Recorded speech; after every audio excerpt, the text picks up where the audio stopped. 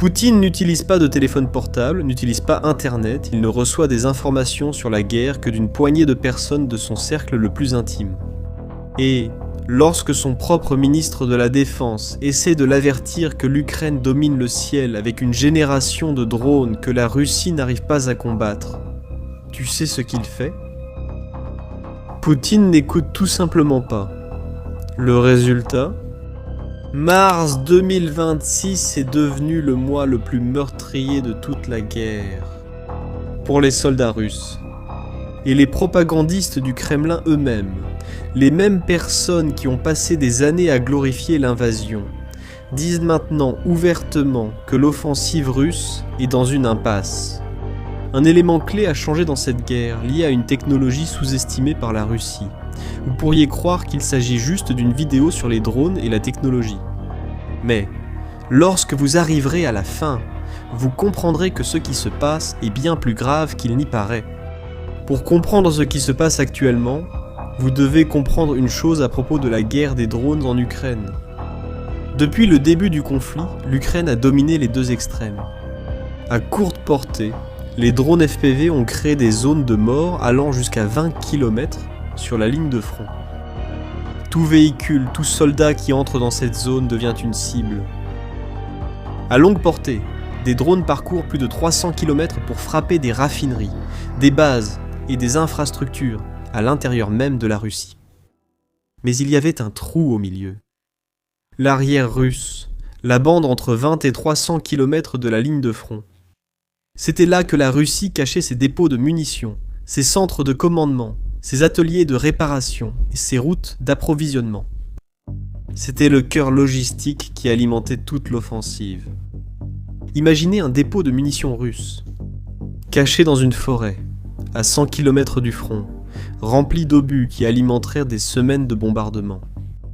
Un drone ukrainien arrive silencieusement, sans que personne ne s'en aperçoive, et en quelques secondes, tout se transforme en feu et en fumée. Les munitions qui auraient tué des centaines d'Ukrainiens cessent simplement d'exister. C'est ce que font les drones de moyenne portée, et l'Ukraine n'arrivait pas à le faire de façon régulière jusqu'à présent. En 2026, l'Ukraine a comblé cette lacune avec une nouvelle génération de drones de moyenne portée.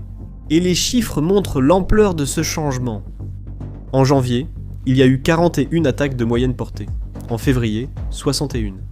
Et, en mars, ce nombre est passé à 115, soit presque le triple en seulement 2 mois.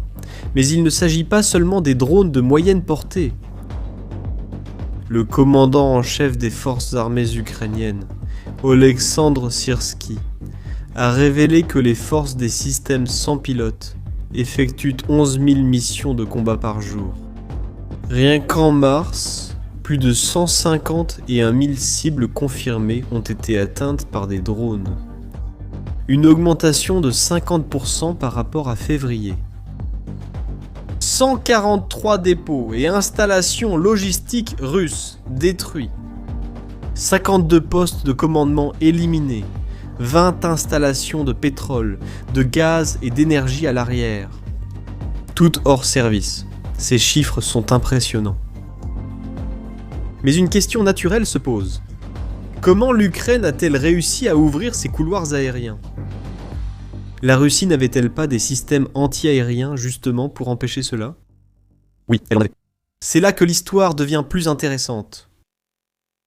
L'Ukraine a lancé une campagne délibérée pour traquer et détruire les systèmes de défense aérienne russes. Plus précisément le Pantsir, le principal système mobile conçu pour détecter et abattre les drones à basse altitude. Chaque unité de ce système coûte entre 15 et 20 millions de dollars. Et selon l'unité des opérations spéciales Alpha du service de sécurité ukrainien, des pilotes d'élite ont réussi à neutraliser environ la moitié des Pantsir que la Russie avait en service entre 2025 et le début de 2026. Rien qu'en mars 2026, 274 systèmes de défense aérienne russes ont été touchés. Des analystes de la défense ont qualifié cela de changement fondamental dans la dynamique du conflit. Sans les Pantsir pour protéger l'arrière, Les drones ukrainiens ont commencé à voler avec une liberté qu'ils n'avaient pas auparavant. Et la Russie n'arrive pas à remplacer ces systèmes, à la vitesse à laquelle ils sont détruits. Mais, alors que l'Ukraine ouvrait le ciel à ses drones, la Russie a perdu quelque chose qu'elle ne s'attendait même pas à perdre. Depuis la fin de 2025, les forces russes utilisaient illégalement des terminaux Starlink, l'Internet par satellite de SpaceX, pour les communications et pour contrôler des drones à longue portée. Des terminaux de contrebande étaient même directement fixés sur des drones d'attaque, leur permettant de parcourir des centaines de kilomètres, contournant les systèmes de brouillage ukrainiens. En février 2026, tout a changé. Le ministre de la Défense ukrainien, Mikhailo Fedorov, a négocié avec SpaceX un système de vérification, en gros une liste de terminaux autorisés. Tous les terminaux Starlink sur le territoire ukrainien qui ne figuraient pas sur cette liste ont été désactivés. Les terminaux se déplaçant à plus de 90 km/h étaient automatiquement bloqués, empêchant leur utilisation sur les drones. L'effet a été dévastateur.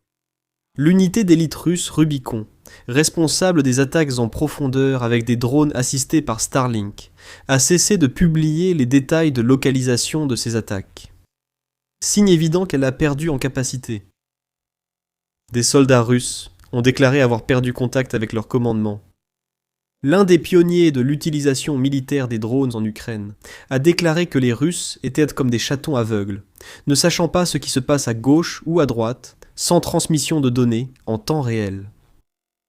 Et le plus grave, la Russie n'a pas d'alternative.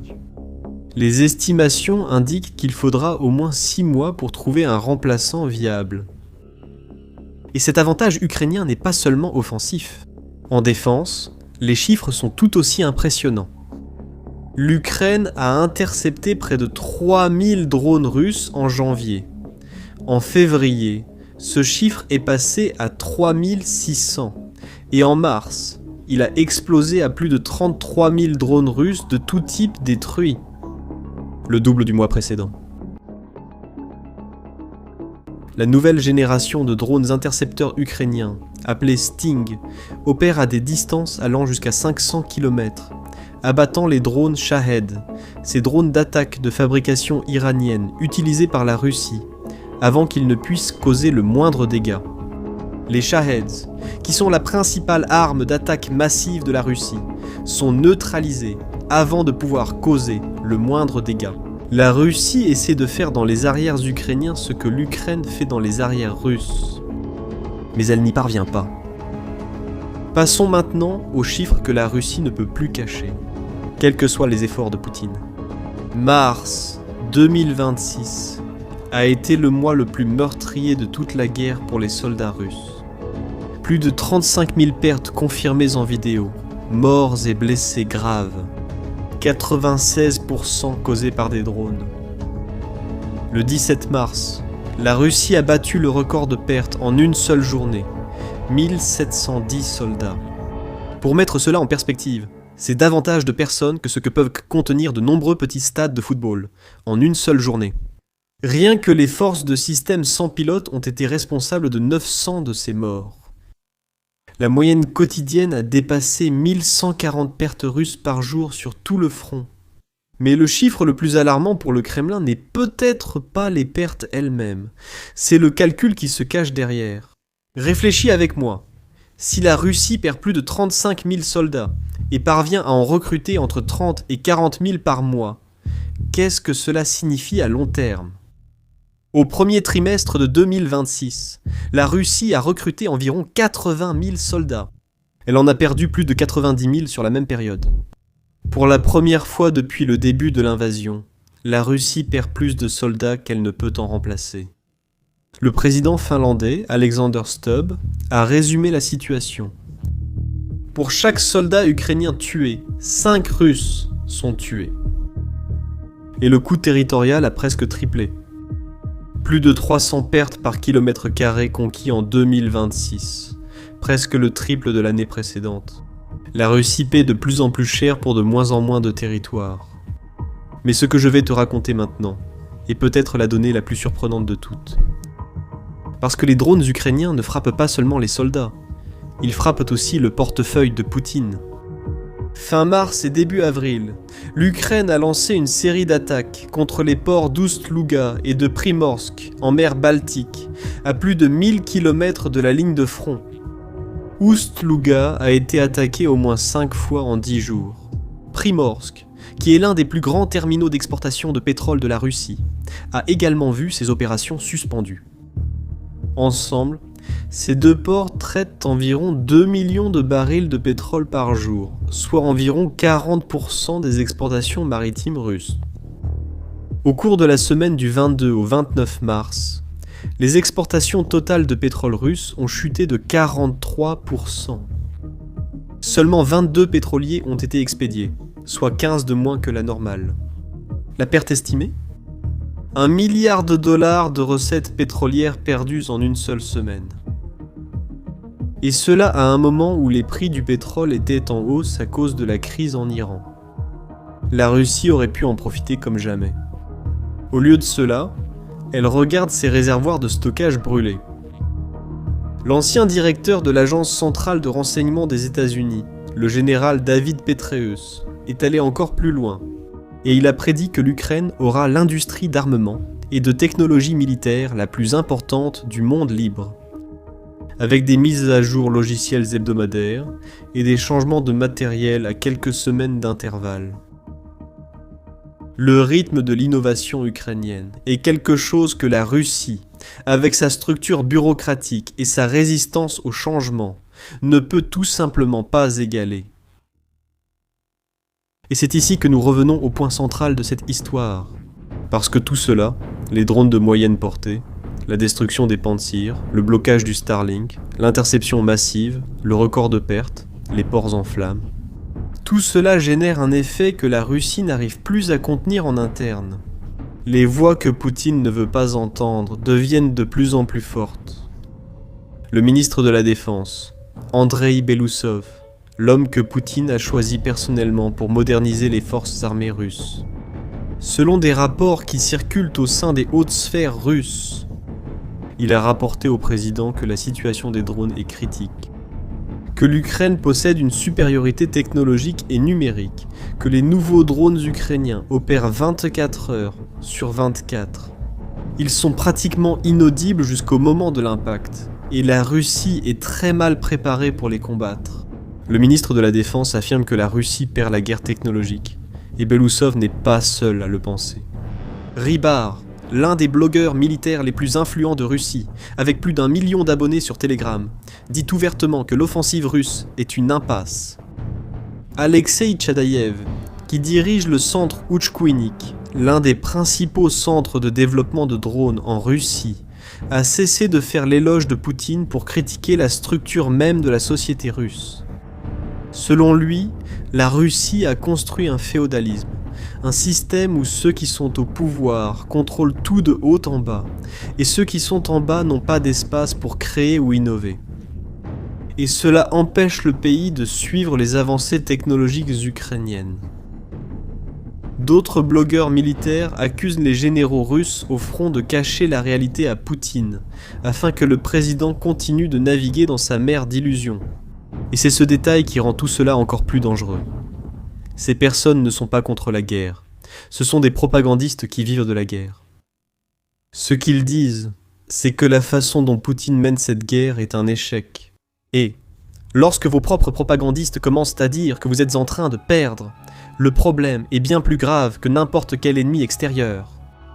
Et pendant que toutes ces voix essaient d'alerter Poutine, qu'est-ce qu'il fait ?